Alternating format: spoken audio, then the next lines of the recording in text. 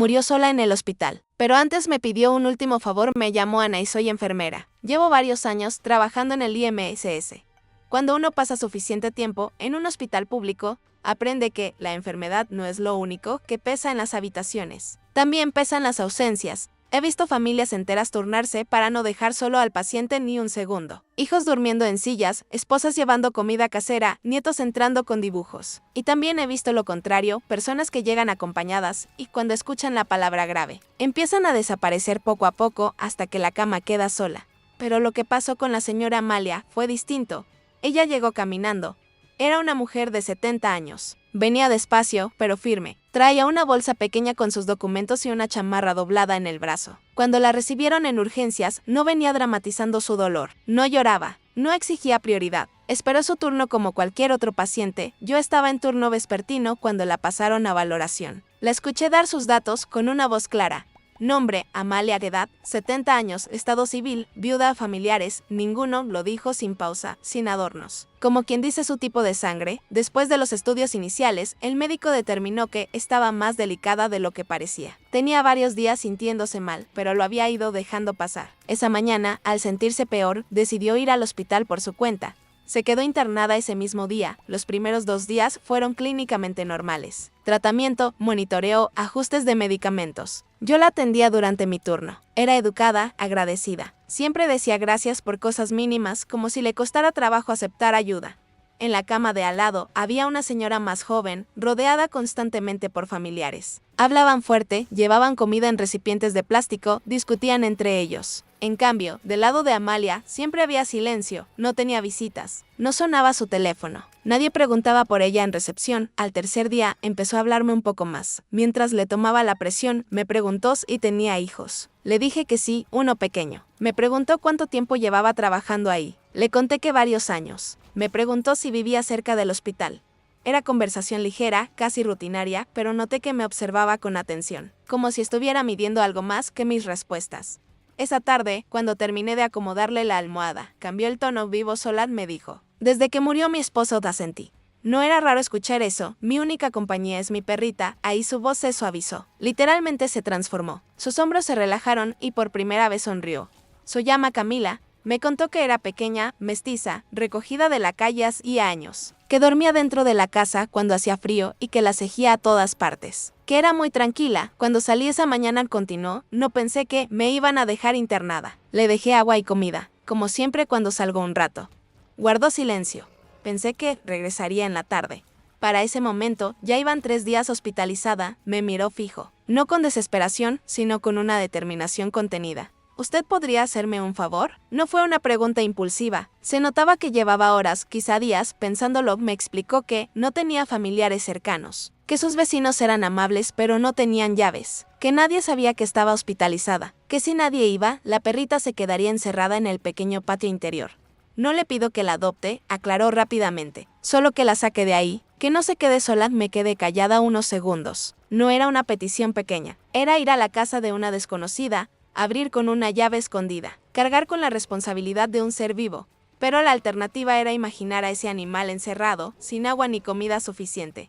Le dije que sí. Le expliqué que tendría que ser al día siguiente por la mañana, porque salía a las 9 de la noche y no me parecía prudente ir sola a una casa desconocida a esa hora. Asintió. Aliviada, me dio la dirección con precisión. Me explicó dónde estaba la llave escondida, cómo abrir el portón sin que se atorara, dónde encontrar la correa. Esos detalles me hicieron entender que llevaba tiempo preparando mentalmente ese momento.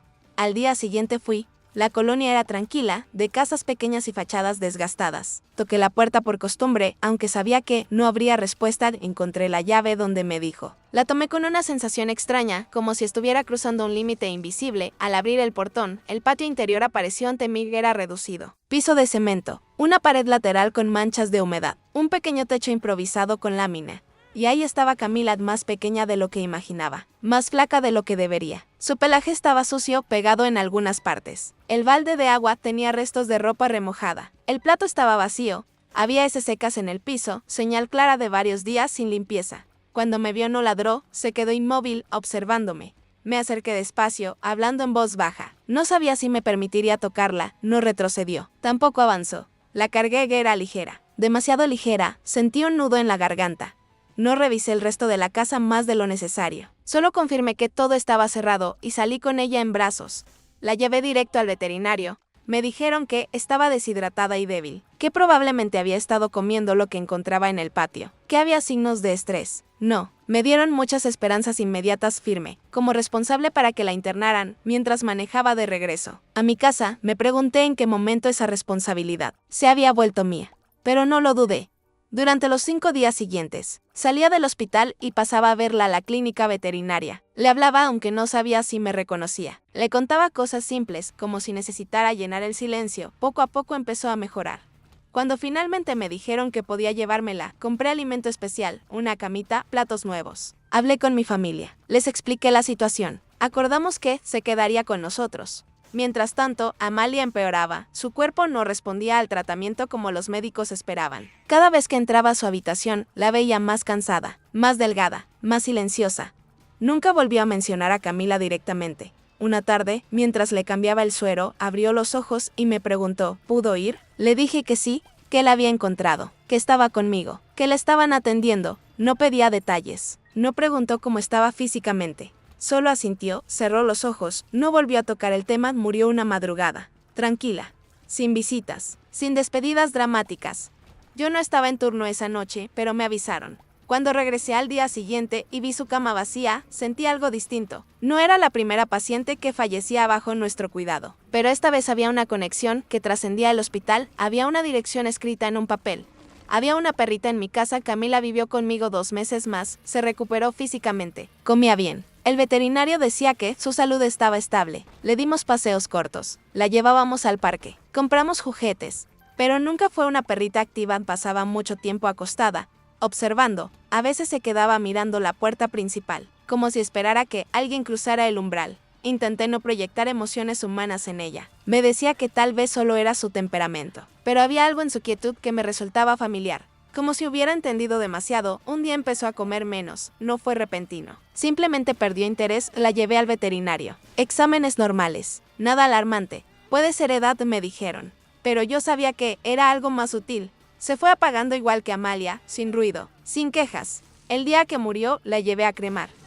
No quise enterrarla sin más. Sentía que su historia merecía un cierre digno. Guardé sus cenizas junto al papel, donde estaba escrita la dirección de la casa. No sé exactamente por qué lo hice. Tal vez necesitaba que no quedaran separadas. Ni siquiera simbólicamente. No aprendí una lección espectacular de todo esto. No me convertí en heroína, ni cambié el sistema. Solo entendí que hay personas que viven y mueren con un círculo muy pequeño. A veces ese círculo cabe en un patio de cemento. Desde entonces, cada vez que ingreso a un paciente que dice no tener familia, ya no lo escucho igual. Siempre pregunto si hay alguien más. Un vecino, un amigo, una mascota, porque aprendí que la palabra nadie no siempre significa ausencia de vínculos. A veces significa que el vínculo está esperando detrás de una puerta cerrada, y que basta con que alguien escúchelo suficiente para que ese último encargo no se pierda en el silencio.